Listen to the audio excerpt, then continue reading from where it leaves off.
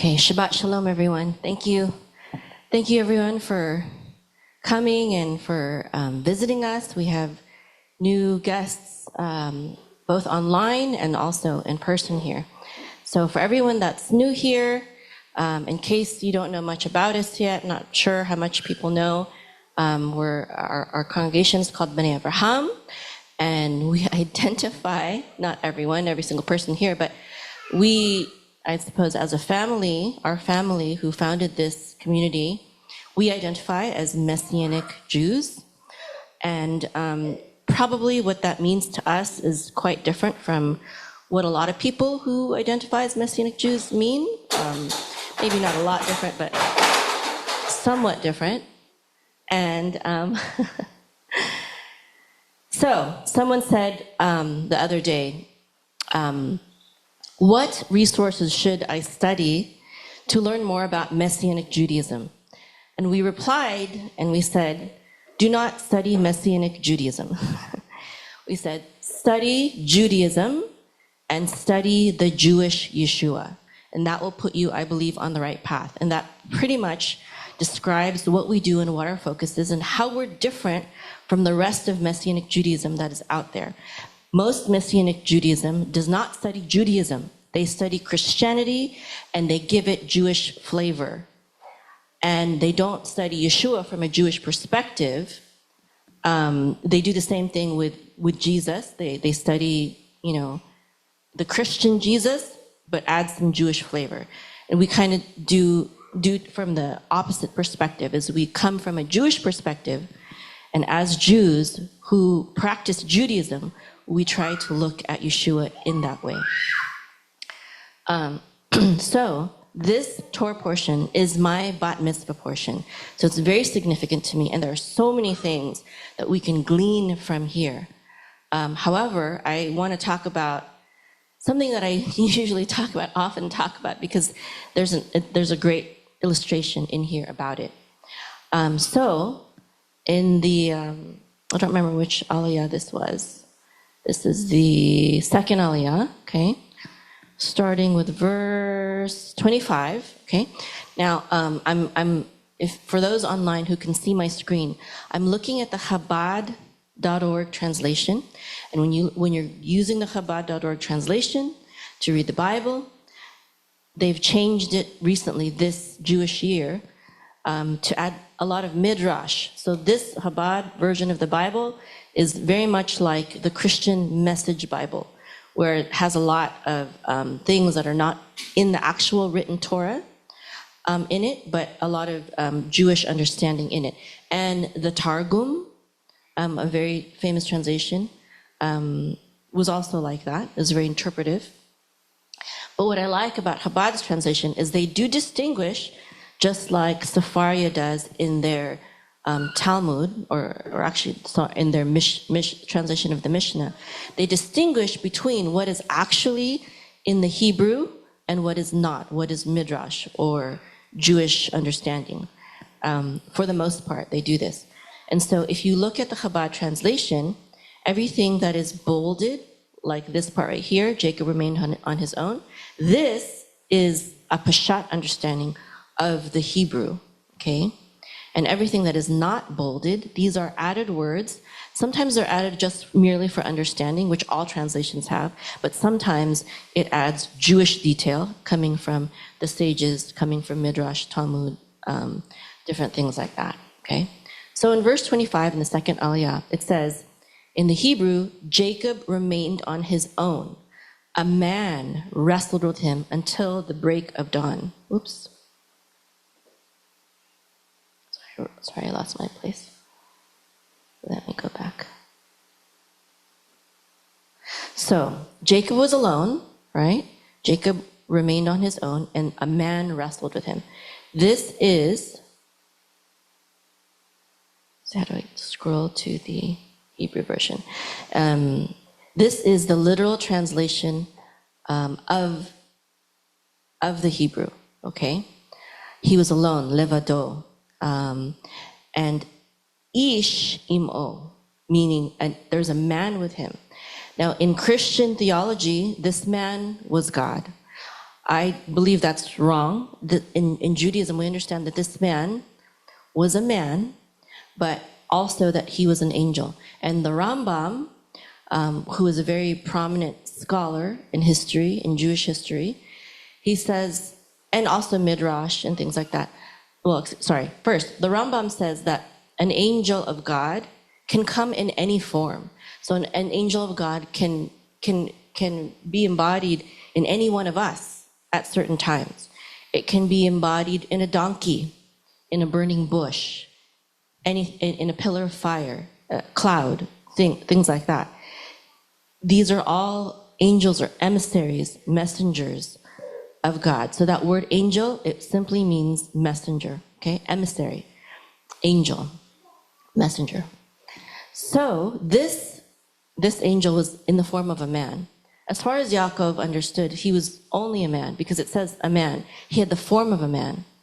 And he started wrestling with him until the break of dawn. Most images of pictures of this story have them wrestling standing up, but in some rabbis, I believe Rashi too, I may be wrong, but they see that they were wrestling on the ground, laying down. They're wrestling on the floor. And when it says that when he saw, there's still no mention of an angel, a heavenly angel. In verse 26 it says, and when he saw that he could not overcome him, he touched his hip joint, so that Jacob's hip joint became dislocated as he wrestled him. Now the Chabad translation says angel from verse 25, but in the Hebrew it's not there. It's still just a man wrestling him. In verse 27, it says, then he said, send me on my way, for dawn is breaking. But Jacob replied, I will not send you on your way unless you bless me. Now I believe this verse right here is one of the reasons why Christians believe that it was talking about God who was wrestling Yaakov instead of an angel, because he's asking him to bless him. But throughout the Bible, as Judaism understands, men bless other men. We can bless people. We do bless people. We bless them with our words. And in the Bible and in Jewish thought, our words are very powerful, especially coming from a righteous person. Our blessing from a righteous person is like a righteous prayer. And it says in the Bible that the prayer of a righteous man is very effectual. And it's the same thing with a blessing. A blessing is like a prayer, only with other people around, right? Hitbodedut is a prayer said in private, but a blessing is basically a prayer said in public, okay? So,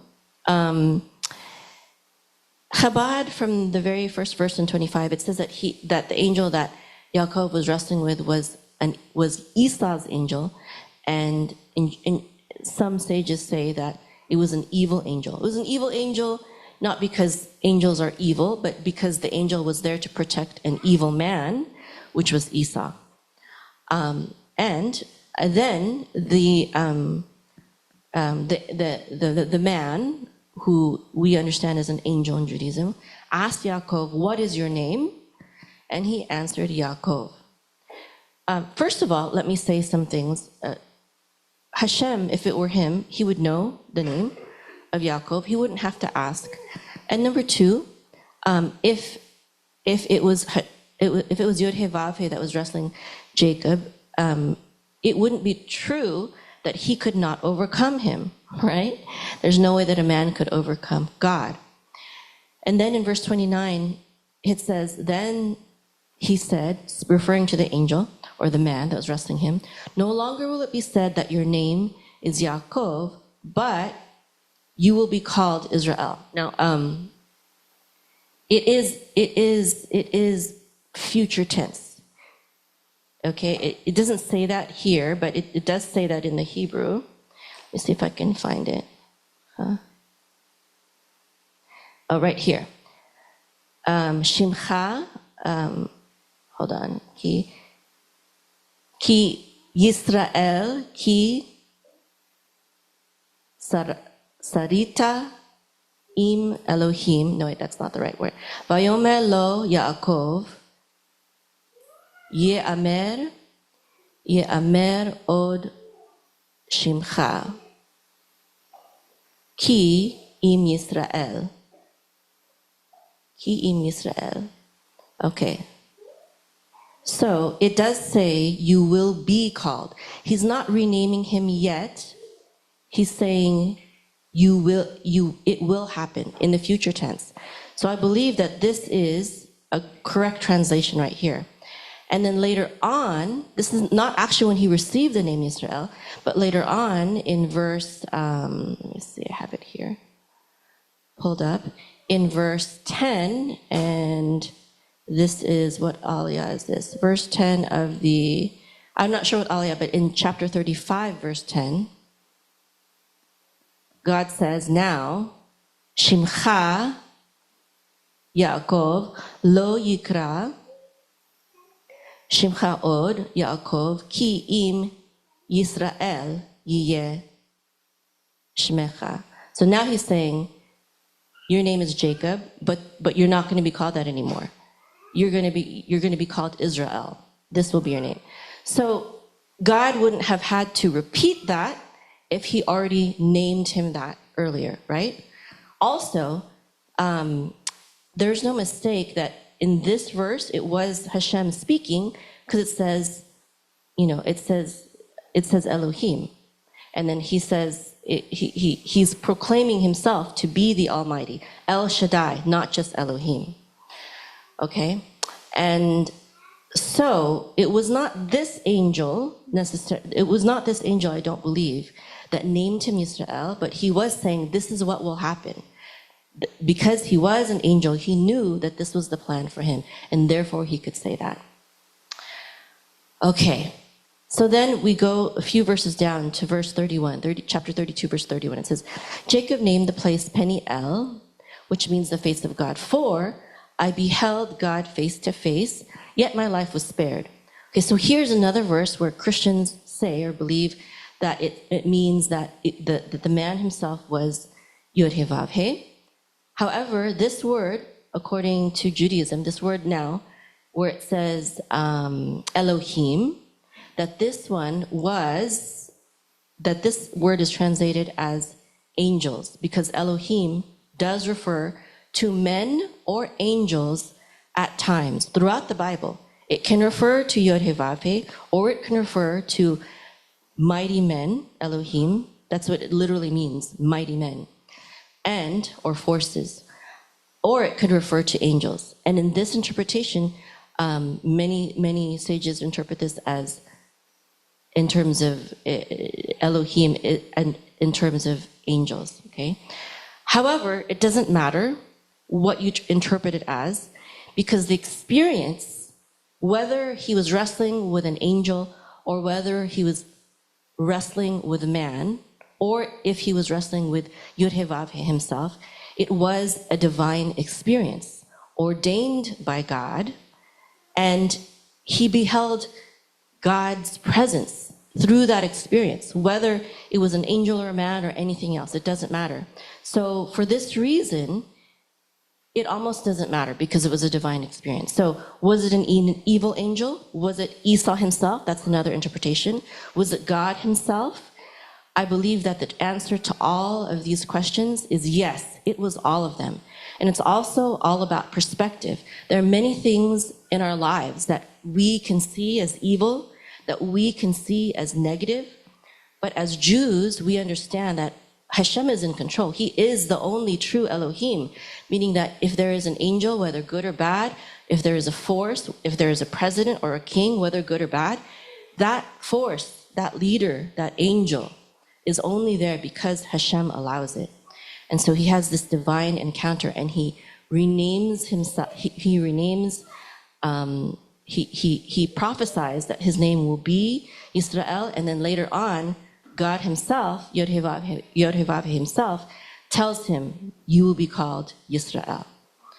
Okay, it's very interesting. I just realized after Rav Reuven was speaking that Yashar, it means upright or direct or straight, And I believe this is related to the ladder that he had a vision with God standing over it. And it was a direct path between him, Yaakov, and Hashem. And later on in the Tanakh, it says about Moshe, it says that he was a king in Yeshurun, in Jeshurun in English. And I always wondered, like, why would it call it that? Why would he call him a king in Jeshurun? It's never used. But now I understand that it is used because Yeshurun comes from Yisrael, comes from Yashar, the upright ones. So even the title for Moshe as king of Israel.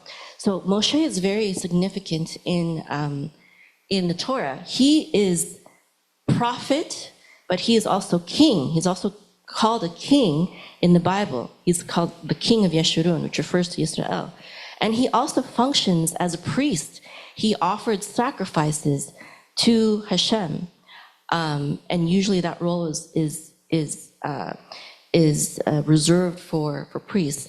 And so when we say a prophet like unto Moshe, I do believe the Peshat is talking about Yehoshua, but I believe there's also a deeper meaning, where it is referring to Mashiach, because, our understanding of the Brit Hadashah is that he was a prophet, but also king, but also a priest in some way, not a Levitical priest, but a priest according to the order of Melchizedek. Now, someone accused us the other day of being a cult, and I think that this word is very much misused, and people don't understand what even the word cult means.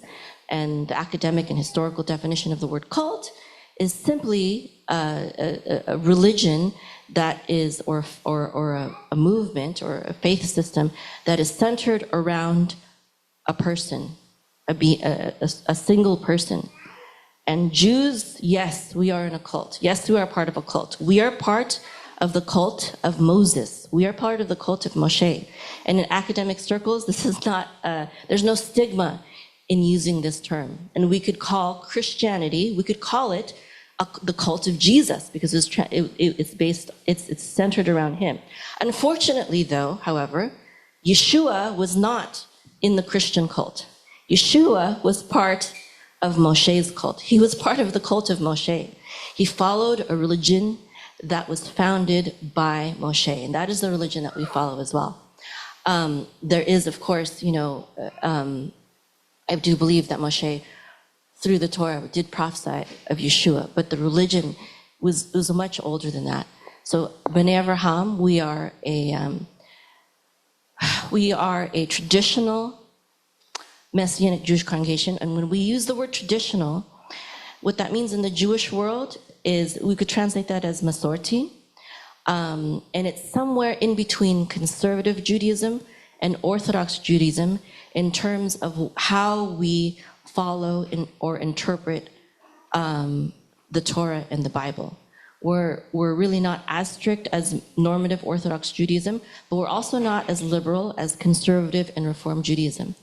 Masorti in Israel is not the same as conservative in America. Masorti is much closer to Orthodox Judaism than conservative Judaism in America. So that's why we say the word traditional, even though the rabbis that guide us, that converted us, or that we do conversions under, they are actually Orthodox. The ones that lead us and guide us, they are Orthodox. But because some of the things that we do aren't normative to Orthodox Judaism, this is why we use the word Masorti or traditional. But we do have a few non-Orthodox rabbis that we consult as well. So I just wanted to say that. And another question that we often get is, should a follower of Yeshua convert to Judaism? And we are meaning to create a kind of a longer response to an article that was written on that topic by a Messianic group. However, we have many things to do, and there's a lot of things that we intend to do. So although there's a longer response that's coming, I would want to just say briefly here that if you want to, yes. If you don't want to, no. In Judaism, conversion to Judaism is not required. We have the example of Jethro, who, according to some, he converted to Judaism. However, his people did not. It's not in the Peshat that he did also, but historically, his people did not. He taught his people about the one true God, and Moshe lived with him and his people for a very long time, but his people did not convert to Judaism. The reason why we know this is because later on in the Tanakh, we see Yitro's people named, and they became allies of Yisrael, and they helped them in military battles. And so they are considered, in Judaism, we have a title called righteous Gentiles. They were considered righteous Gentiles or righteous Noahides. There's many different words for this. Judaism does not consider that if you're not a Jew, you're not saved. That's a very Christian thought. We acknowledge that there are people, upright people, in all nations, in all faiths. And what Judaism does require, though, there is a call from Judaism for all people to denounce idolatry and to come to know the one true God, the God of Israel. So perhaps that would mean not necessarily conversion to Judaism, but certainly a denouncement of many pagan practices and ideas and beliefs and ways. However, the Torah is definitely open to conversion, and Yeshua did not know or was not part of another religion apart from Judaism. He was not a Christian. He was a Jew. So if Yeshua would want you to convert to anything, I don't think that would be anything besides what his religion was, which was Torah Judaism. Shabbat Shalom.